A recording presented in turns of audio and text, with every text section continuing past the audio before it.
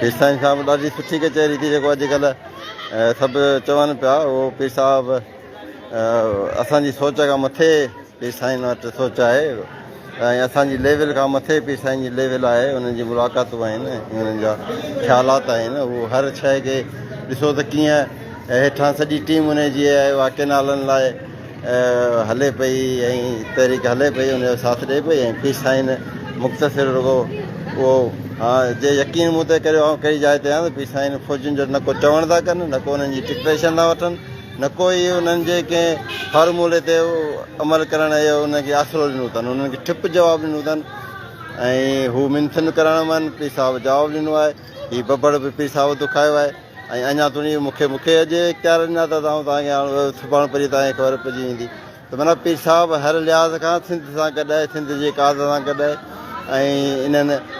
केनालनि जे ख़िलाफ़ु आहे सो इहो जेको ज़ाहिर हिकिड़ी ॻाल्हि हूंदी आहे अंदरि में ॿी ॻाल्हि हूंदी आहे ऐं पीर साईं तमामु गहरा माण्हू आहिनि तमामु संजीदा माण्हू आहिनि ऐं उन्हनि जे हर ॻाल्हि में को न को वज़न हूंदो आहे ऐं इहो हिकिड़ो मैसेज पीर साहिबु जेको फ़ौज जी पारत कनि था त इहो मुल्क खे बचाइण जी आख़िरी कोशिशि आहे पीर साहिब जी त जेके मुल्क जूं हालतूं आहिनि उनखे मुल्क खे बचाइण जी मुल्क ख़ातिर उहो जनरलनि जी पारत कोन थो करे ऐं उन्हनि करप्ट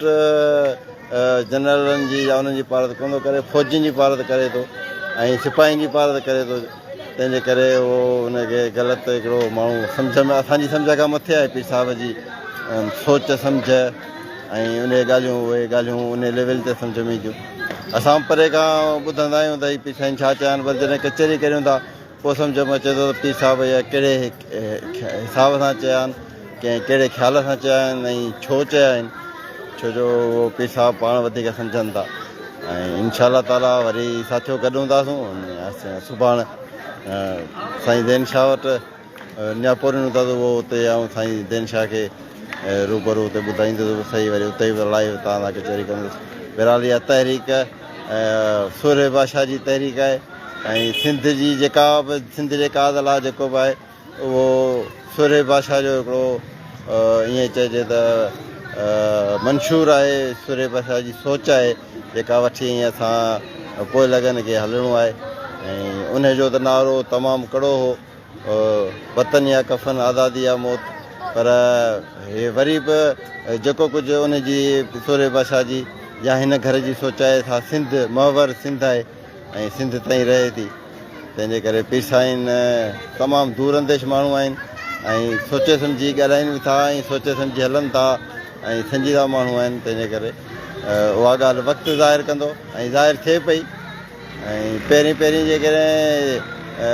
अञा बि तव्हां हिन जाइ तां तव्हांखे ॿुधायां त इन तहरीक जी शुरूआति ई पीर साहिब कराई हुई जॾहिं अञा हुननि उतां राब्तो कयो त पीर साईं सफ़दर अब्बास खे घुराए चयो बाबा हीअ ॻाल्हियूं बि थियनि तव्हां जेको आहे माण्हू रोडनि ते कढो त जीअं इहो प्रेशर ठहे